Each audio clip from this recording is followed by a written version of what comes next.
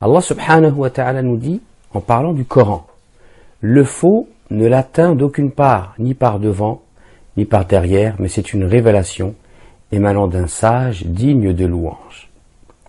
Et donc Allah subhanahu wa ta'ala nous informe que son livre est parfait car il émane de lui. Et il met même au défi les gens dans son saint livre de produire une sourate équivalente ou de prouver que ce livre contiendrait des erreurs. Et il y a une histoire exceptionnelle d'un homme qui va vouloir défier le Coran. Cet homme est un professeur, c'est un érudit, c'est un professeur de mathématiques et de logique à l'université de Toronto, au Canada. C'est également un missionnaire qui va avoir pour objectif de convertir les gens au christianisme. Et dans le cadre de ce travail, pour pouvoir convertir des musulmans au christianisme, et s'étant aperçu qu'il y avait des erreurs dans la Bible, il va vouloir produire un livre contenant les erreurs du Coran pour faciliter, si vous voulez, son travail.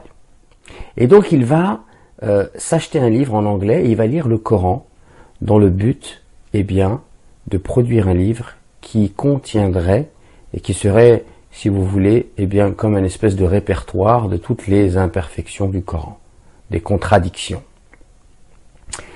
Et il va écrire un livre qu'il va intituler The Amazing Quran, le surprenant Coran, et il va se convertir à l'islam. Et il dira notamment, donc il y a une multitude, je vous invite à lire son histoire sur internet, et son livre, pour ceux qui sont anglophones, il y a des passages qui sont traduits sur internet. Il y a un verset dans Surat Nisa, verset 82, où Allah subhanahu wa ta'ala nous dit أَفَلَا يَتَدَبَّرُونَ الْقُرْآنَ وَلَوْ كَانَ مِنْ عِنْدِ غَيْرِ اللَّهِ لَوَجَدُوا فِيهِ اخْتِلَافًا كَثِيرًا. Ne médite-t-il pas le Coran? Car si il provenait d'un autre qu'Allah, alors il y aurait trouvé beaucoup de contradictions. Et il dira lui-même que ce verset est surprenant dans la mesure où en science on parle du test de falsification, c'est-à-dire que on invite les gens, les scientifiques, à prouver qu'une chose est fausse et que c'est lorsqu'on n'arrive plus à prouver qu'elle est fausse, qu'on peut affirmer son exactitude. Et deuxièmement, il dit il n'y a personne qui écrit un ouvrage en prétendant que cet ouvrage ne comporte aucune erreur. Et ça va lui mettre la puce à l'oreille, il va faire des recherches et il va se convertir à l'islam.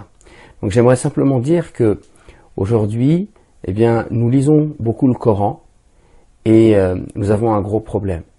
C'est que nous lisons le Coran pour le lire.